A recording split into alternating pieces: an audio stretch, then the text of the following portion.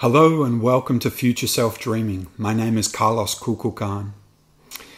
In today's presentation, I want to describe an experience of what might be referred to as soul retrieval that I had in my mid-20s. This experience came as the result of integrating material that had arisen in my unconscious during a dream. From my experience, there are many different forms of dreams and methods for interpreting them or establishing meaning from the symbolic content presented within them.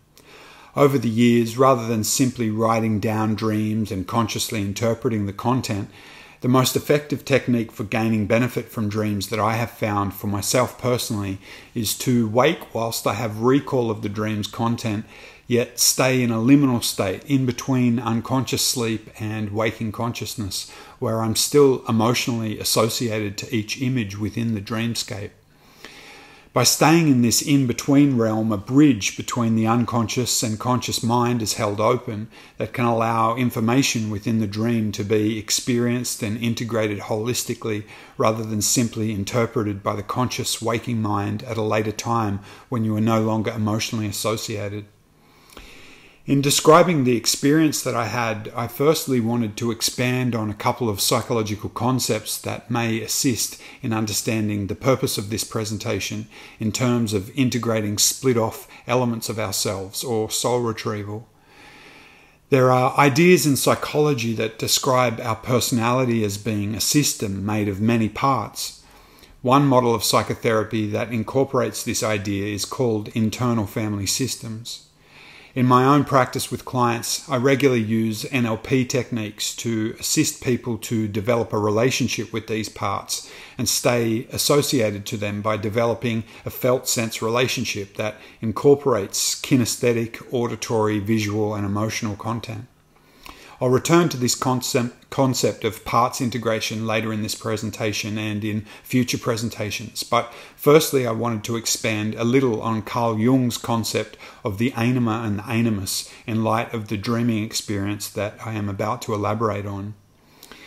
In Jung's school of analytical psychology, the concept of Anima and Animus are described as part of his theory of the collective unconscious. He referred to the unconscious masculine side of a woman as the animus and the unconscious feminine side of a man as the anima. He referred to these unconscious masculine and feminine elements as transcending the personal psyche and operating from deep within the collective unconscious. He distinguished the difference between this aspect of ourselves as not simply being an aggregate of family members or close personal influences that had been introjected within our personal psyche from previous relationships earlier in life. Jung's theory proposed that encounters with the anima and the animus took on an anthropomorphic experience within the unconscious mind, being interpreted as masculine or feminine images that manifested themselves within dreams and influenced a person's attitude and interactions with the opposite sex. It is important that we develop a relationship with the anima or the animus within our internal world, or else we risk the common mistake of projecting the divine masculine or feminine onto others in our intimate relationships, leading towards them inevitably falling short of our idealized version of them. Although I didn't refer to this feminine aspect of myself as the anima during my early 20s, there was an instinctual drive that I was having to form a relationship with what I simply knew as the archetype of the goddess at that time. In the early stages of personal healing after sobering up from alcohol abuse, I recall having many dreams that included similar themes where I would be killing women, burying them in the basement, or hiding them in the garbage tip. These symbolic metaphors in my dreams were pretty obvious messages about the repression of my feminine, my emotional sensitivity that I'd been numbing for years with alcohol. In an earlier presentation, I mentioned that I had numbed myself so much that my nervous system had shut down and I couldn't feel anything. Over a period of time, as I worked with a mentor and emotionally healed, I reclaimed that sensitive aspect of myself and my sense of touch returned to me as I did. In the months after I had returned from a trip to Egypt and the encounters that I'd had with interdimensional beings that I've previously spoken about in other presentations, I became intrigued with developing my relationship to this goddess archetype. I continued to be aware of her presence through my dreaming, and this presence taught me within the dreamscapes to have a new appreciation for the feminine through movement, dance, shape, and through allowance. On several occasions I found myself with the same enchanting woman in an astral classroom, which seemed to be a school for learning psychic skills and the laws of metaphysics. In one dream I was sitting at the back of the room in a bath full of crystals, and I looked out the window to see this woman who was dressed in a long black overcoat, and she was taking photographs of a semi-naked male body, and she was admiring his form as she walked around this man, finding various angles from which to photograph him. And as she did, I was captivated by her movement, and my eyesight followed her every move that her body made. And as it did, I found myself going into this deep trance, and her movement flowed with such grace as she was in this constant sort of dance state. My focus got pulled deeper and deeper into her features until all I was looking at were the subtle movement of her fingers and the beauty of her hands. And as my awareness began to return to this classroom, it seemed that I'd been in this trance, lost for hours, and then I began to realize that the lesson for the day had been complete. The same feminine figure returned to me in a dream several weeks later, and in this dream she was laying on a bed in front of me. As I lay by her side, she was semi-naked, and she began to take my hand and gently move it over the curves of her body, and I would watch my hand as I felt it moving over her thighs and hips, and continued to glide my hand over her breasts and across her shoulders and then the nape of her neck. And I was aware in the dream that she was somehow showing me something profound through the curvature of these feminine features. So at the time that I was developing this relationship within my inner world, I had reached out to an ex-girlfriend who was visiting town so that we could catch up for dinner one evening, and I was excited at the prospect of catching up with her. In retrospect, I had probably idealized my relationship with her somewhat, and I was ignoring all the red flags of the reality of our previous relating. The evening that I was due to meet her, I was really excited at the prospect of reconnecting after several years, and I couldn't wait for my shift at work to finish. However, it didn't really come as any great surprise when she called me about 15 minutes before I was due to leave and cancelled on me. She gave me some, what I perceived as lame excuse for pulling out, and she said she'd been working all day, she felt she was not looking the best, and she didn't want to see me like that. Anyway, this news took the wind out of my sails, and she told me, she asked if I wasn't too upset, and I lied to cover the fact that I immediately felt totally dejected. And this was a theme that I'd been familiar with during my relating with her. The friendship that I'd idealized was a complete farce, and after my fantasy had been torn apart, I accepted that she was once again gifting me the opportunity to re-examine my rejection programming and put this up for review.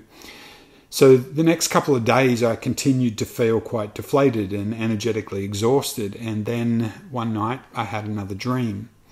And in this dream I found myself riding on the back of a school bus, and there was a girl about the same age as me that was sitting next to me, and we began to chat. And she informed me that she was returning to her hometown, which was where I had also grown up. And I was quite surprised at this, as I did not recognize her. And I found it interesting that I didn't know her, given that it was only a small town that we both grew up in. She told me that she had left when she was 5 years old and that her parents now lived in Germany. And I said that was strange because at the time my parents were visiting Germany. We continued to chat, and as we did so, I noticed that she had this mild deformity in her shoulder and that her collarbone was jutting out at this strange angle. And I was surprised that I hadn't noticed it earlier in my encounter with her because it was quite pronounced. There was karaoke music playing over the loudspeaker of the bus, and I began to join in singing a song by a Scottish band called The Proclaimers, the lyrics stating that I would walk 500 miles and I would walk 500 more just to be the man who walked 1,000 miles to fall down at your door. The girl then began to tell me that she would take me to visit her childhood home when we arrived. As we got closer and closer to the destination, I became aware that her body had grown more and more deformed, and as she got off the bus, she took me inside this building in the main street that I was familiar with. It was an old bank building. We began to enter, and her deformity had become more and more severe, to the point that her arms were all twisted, her body was contorted, and she was limping through the building. As she proceeded ahead of me, 2 glass security doors slammed shut between us, leaving me separated from her between this barrier. And she then became frozen still on the other side of the glass doors, not moving a muscle. I asked her through the doors if she was going to let me through to go upstairs to her home, and I received no response as she continued to remain frozen, and her back was turned to me. Now, after a period of time passed, I had no response from her. I decided that there was nothing for me to do but leave, and so I turned to exit. And when I did this, it was as though she started to panic, and this alarm system in the building began to go off very loudly, with red warning lights flashing in the room that we occupied. The sound of the alarm caused the girl to then begin convulsing in a fit on the floor. And as she was convulsing, she began to pull this ring off her ring finger, which I realized was somehow connected to the alarm system. The glass doors opened slightly so that she could throw this ring out between them to turn the alarm off. And as she did so, I reached through the opening across this barrier and grabbed her and pulled her through to my side. And she was continuing to convulse as I pulled her across. I had the knowing somehow that if I could hold her down on the ground while she convulsed, that her entire skeletal structure would realign and click all of the bones into place. And I began to hold her with all my might, but I felt as though I wasn't strong enough to do this on my own. Now, it was at this point that I woke up, and I was in some shock from the emotional intensity of the dream. I was hyperventilating and overwhelmed and with what I had just been experiencing. So I began to slow my breathing and calm my state. And even after I began to calm myself considerably, I was still really emotionally affected by this experience. And I lay awake in the dark, allowing myself to recall the entire sequence of events as it had occurred in the dreamscape. I went over the sequence repeatedly in my mind, and as I recalled each part, I began to allow my awareness to drift back into each image within this dream. As I did so, various knowing began to awaken within me. I found it strange that the girl in the dream had said that she was from my hometown. I also found it unusual that she said her parents lived in Germany and that a Scottish band was playing on the bus, as both of these nationalities were part of my ancestral bloodlines. Then, all of a sudden, like a slap across the face, it hits me, and I realized who this girl was in the dream. Of course, she was me, an aspect of myself. So as I began to project my awareness into the image of this girl in my dream, I recalled that she had said that she'd left my hometown when she was 5, and I realized that this was a feminine aspect of myself that had separated from me at this age. It was like a fragment of my soul had been splintered off due to emotional trauma at that time, and the early feminine child aspect of myself had not been able to be nurtured and had retreated into deformity in the recesses of my unconscious mind. So as these realizations began to come to me, I began to feel my shoulder twitch. And it was in the same area that I'd noticed the deformity in the girl within the dream, within the collarbone and shoulder. And my breathing began to increase to a pant, and the intensity of emotion began to heighten as this twitching began. I continued to breathe, and I felt my body begin to enter into this extreme state of fear. But thankfully, I was familiar with the practice of holotrophic breath work, and so rather than resist what was occurring, I was able to let go into the physical experience of it. The twitching in my shoulder began to increase, as did my breathing, and then the twitch began to move outwards from the shoulder until soon I found my entire body was twisting and contorting as it had done the girl in my dream. I continued to convulse in my bed, allowing this process and the breathing to continue, and began to fully feel the pain and the trauma that had been suppressed for so many years, that had caused this young feminine aspect of myself to dissociate. So as I reconnected with this part of myself, I began to cry and cried harder for my loss, and my body continued to contort as I continued howling, and this went on until finally there were no more tears to shed and no more sobbing to be done. My breathing began to slow, my body began to realign, and I began to become very still internally.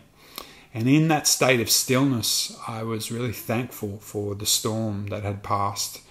And in that stillness, I began breathing deeply, and I felt new cavities of space open within my body through my breath.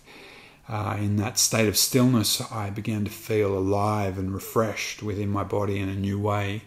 And in the stillness, I simply lay and gave thanks for such a profound experience. I lay there and was just still. And time passed, and I considered that it was perhaps time to drift back to sleep, as I lay looking at the shadows that were dancing across the ceiling from the flickering light of a street lamp that was outside. As I closed my eyes, I considered my catharsis was complete, and I was inwardly very content as I began to drift back into the liminal realms between sleep and wakefulness. And in that space came the voice that I had identified previously as another awareness. I'd come to recognize this voice as my higher self, and all it said to me was, "The goddess wishes to speak with you." Now, in my thoughts, I began to question this message, and then it was as though an overwhelming presence began to descend upon me, and I began to somewhat cower within my bed. And then I heard a feminine voice speak gently, saying, "I have come to reconnect you with your star family." And as she said these words, this presence that I was experiencing began to seemingly reach down inside me and pull me up through my heart. And my spine bent backwards as my chest lifted up on the bed. And with each breath, she pulled me further and further through my heart until I had the sense that I could feel myself connected to every star fractally, holographically throughout the cosmos. And then many voices simultaneously began to whisper, "Reach out to us with your heart. Reach out to us with your heart. Speak to us through your heart, for it is here in your heart that we, the star nations, gather to speak and to listen." And it was as though I could hear these voices from every star as they continued to say, "Reach out to us with your heart." And in this moment, I became completely shattered into a million shards, and like the stars in the night sky, I then began to cry myself back to sleep that morning. My conversation with the star people had been short-lived, but I had got the message. I knew how to speak to them, and that was of utmost importance. The lines of communication had been opened, and ET had phoned home, so to speak. And the following morning, I came out into my kitchen after the sun had come up, and I was greeted by my close friend and housemate Michael, and I began to explain the events of the night to him. And again, I ended up on the kitchen floor, sobbing uncontrollably with my head in my hands. And in the morning sunlight that morning, I felt as fragile as a newborn, and it would be a week before the sense of fragility subsided from this rebirth experience after I had retrieved a fractured and splintered part of my soul. In conclusion to this presentation, Carl Jung described that an encounter with the shadow aspect of ourselves is known as the apprentice piece in an individual's development, and an encounter with the Anima is known as the masterpiece. I hope that you've enjoyed what I've shared in this presentation and perhaps taken something of value for it upon your own journey. If you wish to journey more with episodes of Future Self Dreaming, please hit the subscribe button. Information about booking counselling sessions and workshops can be found via the website futureselfdreaming.com, and you can follow Future Self Dreaming on Instagram and Facebook as well as on YouTube. Thank you. In Lakesh.